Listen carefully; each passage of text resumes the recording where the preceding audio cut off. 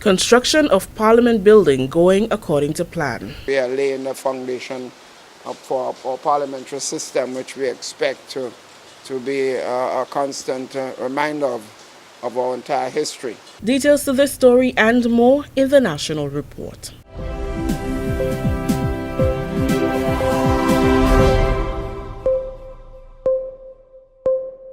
With the National Report, I am Rikisha St. Louis.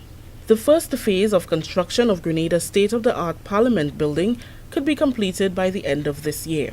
On Thursday, Prime Minister Dr. the Right Honourable Keith Mitchell, members of the upper and lower houses, including the President of the Senate, were given a tour of the Grenada Houses of Parliament building. The 29 million EC dollar facility, uniquely designed in the shape of a nutmeg, will be outfitted with administrative office spaces, conference room, cafe and souvenir shop, press gallery, ramps for people with disability, restrooms and kitchenettes. The main chamber consists of seats for 19 parliamentarians and 200 members of the public.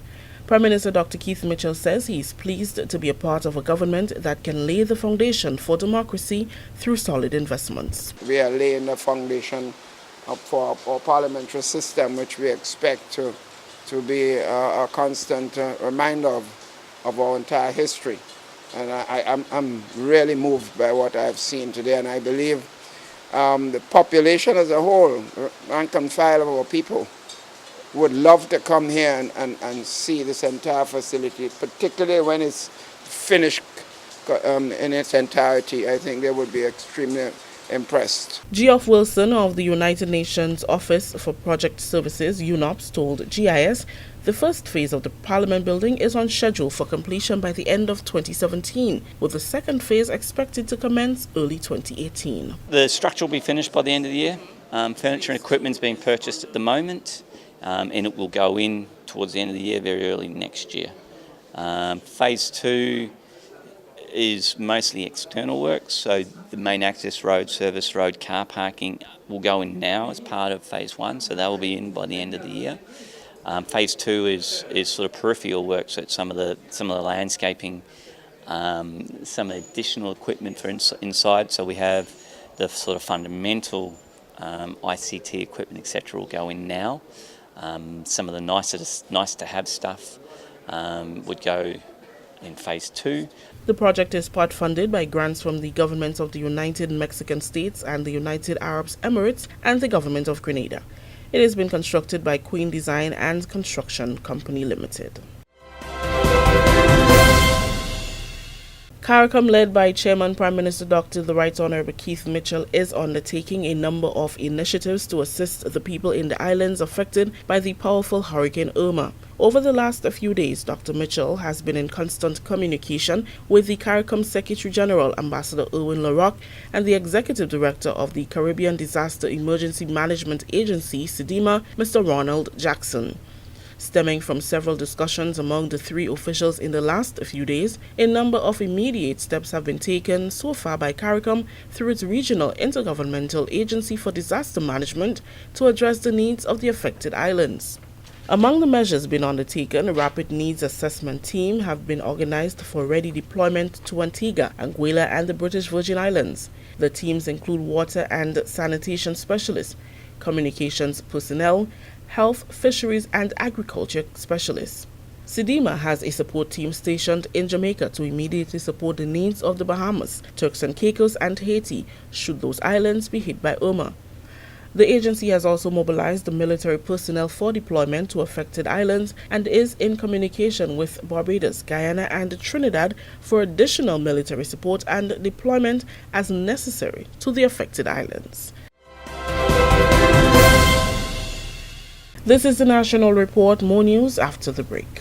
The house was shaking. Then said the story here, babe. Crack, and the roof had gone. Man, I was so scared, I nearly wet myself. Only those who have lived it can truly understand the devastating fury of a hurricane's wind. The house across the road just get up and roll over. Hurricane force wind. It's a hazard. Hazards. Take control. Reduce your loss. You can hurricane-proof your home. For example, make your roof more wind-resistant by using screws instead of nails in its construction. Find out more about hurricane force winds and other hazards at your local disaster office. A message from the National Disaster Management Agency and SEDERA. Government has come in for high praise from the Grenada Poultry Association for its work towards the establishment of a poultry policy. During a budget consultation with farmers and fisherfolk in St. Andrew on Thursday, Chief Executive Officer Joshua Lewis spoke to the broad support received by many on the journey, but none of which surpasses that given by the present government. The policy was passed this year. Nobody has stood with us better than this current government. Like I said, the proof of the pudding is in the eating. They've passed the policy, they've passed the conclusion. The rest is up to us. The most powerful people are the consumers. You are the ones who are buying. I'm asking you to buy local chicken, and I'm saying to you as we move forward, the prices will go down. Mr. Lewis says just by having the policy, they have managed to unlock the potential of the industry, but pointed out that it must benefit the more than 200 small farmers as equally as the larger poultry farmers. The policy can't just benefit the few, it has to benefit the many. Now, in order to do that, I'm asking that the poultry policy be considered in terms of the budget, because in order to ensure those 250 odd small farmers benefit from that policy, we will need some seed funding in terms of having the proper staff to ensure that the implementation that needs to be done to benefit the country as a whole, those things are done by employing the right people. The Royal Grenada Police Force says it is making progress in cracking down on serious crimes. The RGPF met with the media this week to provide an update on the work it has been doing with cooperation from the public. Head of the Community Relations Department is Inspector Trevor Rodney. We've had 4 sexual-related matters. We've arrested for 4 of these. 13 drug-related charges, 3 housebreaking and stealing, 9 stealing, and 3 robbery with violence. We want to say, as a result of the vigilance, the efficiency and the expertise of the men and women of the Royal Grenada Police Force, we are able to report these successes.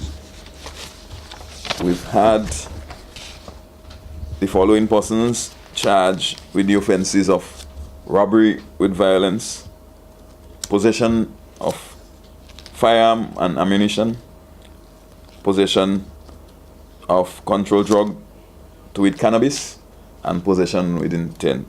Inspector Rodney says the RGPF will continue to work with members of the public to ensure that Grenada remains safe. We would continue to exercise vigilance and investigative skills. The men would continue to commit themselves sacrificially to be able to deal with the offenses that are committed on a daily basis. The intention is to keep Grenada safe and to ensure that our nation, our tri-island state, remain relatively crime-free and relatively safe. And that's the National Report. I am Rikisha St. Louis.